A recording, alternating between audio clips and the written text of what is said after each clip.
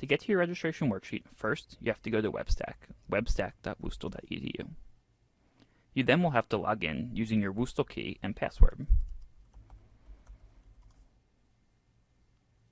After that, you're going to click on the tab under Courses and Registration that says Registration Worksheet. And when you get here, you're going to see a course selection box on the top of the page, as well as areas for first choice classes and second choice classes. To start finding classes, click on Advanced Search in the top right corner. This will bring you to a drop-down menu prompting you to select a school and an academic department. So, pick a department, and then you can hit Search. This will give you a listing of all the classes in this department for next semester, which will allow you to browse and find classes that you want. Once you find classes that you're interested in, you can choose them to either be first choices or second choices. First choice selects this class to be immediately considered as part of your registration plan, and it will appear on a mock schedule on your registration worksheet homepage.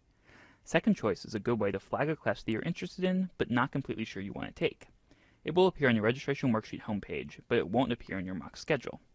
However, if you decide that you want to move a second choice class to a first choice class later, it's very easy to do so.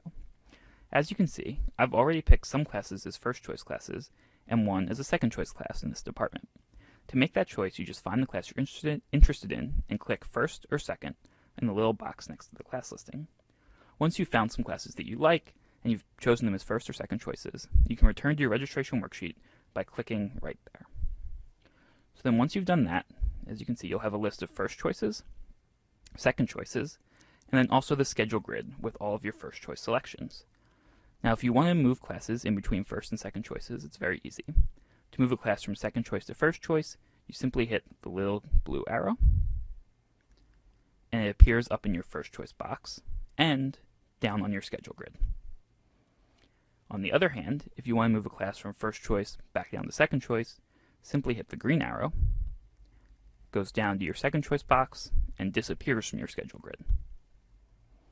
Now, if you want to delete a class from your registration worksheet entirely, you simply hit the red X.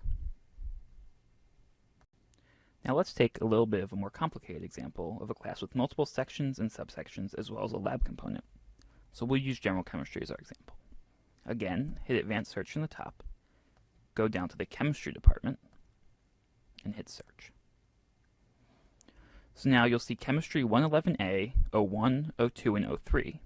These are the lecture classes, and you're going to have to sign up for one of them. In addition, you'll see Chemistry 111A, AA, B, C, and so on, all the way down to Z. These are the subsections or recitation classes. You'll also have to sign up for one of them. So, if I want to take lecture number 2 and subsection D, I'll pick both of them as my first choice selections. In addition to the lectures, I'm also going to want to take General Chemistry Lab. So this is Chemistry 151. Again, there's a lecture component with 01, 02, and 03, as well as the actual laboratory component, A, B, C, and so on. So again, I'm probably going to take lecture number 2 and say Lab D. So I'll pick both of them as first choice classes. So now, back on the registration worksheet page, you can see I have the General Chemistry lecture, the General Chemistry subsection, the General Chemistry Lab lecture, and the General Chemistry Lab subsection. And all of these, in addition to appearing on my first choice box up there, will appear down on my schedule grid as well. When you actually get to the act of registering, you will not be able to register for a lecture without also entering in the subsection letter code. Similarly, you cannot register for a subsection without registering also for the lecture. So when you're using the registration worksheet, make sure you pick out both the lecture and the subsection that you want to take. In addition, if you go back to the registration worksheet search, back to the chemistry, hit search again. If you click on the course, you can find out more information about it, such as a course description, final exam time, books needed, credits or attributes, etc. And this information will pop up in a separate window, and you can read it there. Again, building a registration worksheet will allow you to have a productive conversation with your academic advisor. Since you are not yet registered for classes, you'll have plenty of time now to build a schedule with the courses that are best for you. What college or school you are entering will determine how and when you register for classes prior to August, However, all students will use Webstac to register in subsequent semesters. So, the day has come and it's finally time to actually register. What do you do? First, you must be authorized to register by your academic advisor and your major advisor if you have one. This usually involves meeting with your advisors before registration. You can see if you are approved under the Advisors tab of Academic Records. Simply go back to the home page for Webstac. From here, you can click on the Advisors tab underneath Academic Records.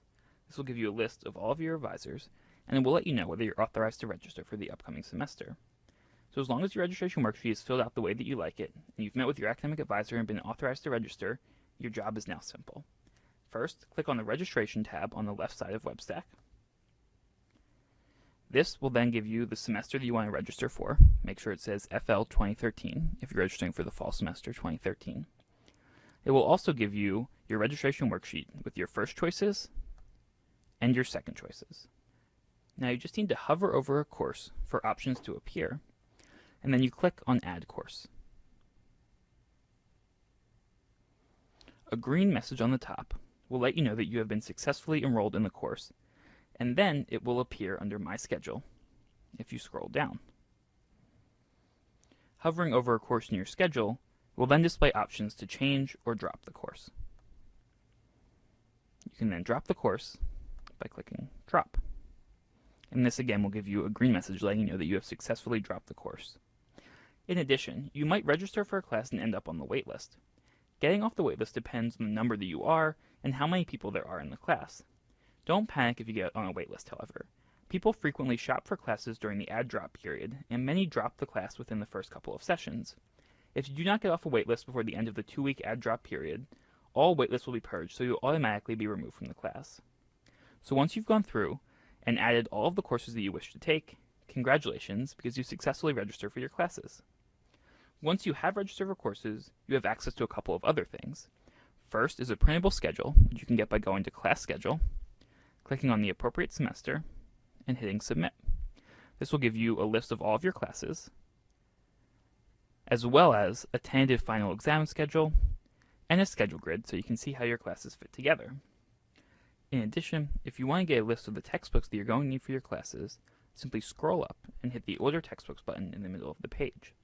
This will open a new window connecting you to WashU's bookstore, which will have a list of all of the textbooks that you're going to need for the semester. In addition, if you go back to Webstac, you can also find a class schedule with a map. So buildings aren't up for this semester yet, but if I go back to my spring semester, you can see it highlights all of the buildings where I have classes so that you can figure out where your classes are. There will be some time at the beginning of each semester to change your mind about classes or to move your schedule around. So if there are 2 classes offered at the same time and you're interested in both, it's okay to register for both of them, go to both classes, and see which one you like more. However, you'll need to drop one of those classes during the add-drop period. Keep in mind, if you want to make significant changes to your schedule, be sure to discuss them with your academic advisor. Finally, you will also be able to see your grades on Webstac when professors post midterm grades and final grades. To view your grades, click Grades under Academic Records, and then pick a semester. If you're taking all of your grades for credit, under the Option column will be a list of Cs. Don't panic, this doesn't mean that you actually have a C in the class, it means you're taking the class for credit. Once your midterm and final grades are posted, they will be posted here and here. Now that you've watched this video, you should have a better understanding of how to use Webstac to help you register for classes for the fall semester. In addition, if you have any further questions about registration, be sure to visit the First Year Center website at firstyear.wustl.edu. Good luck, and we're excited to see you on campus in the fall.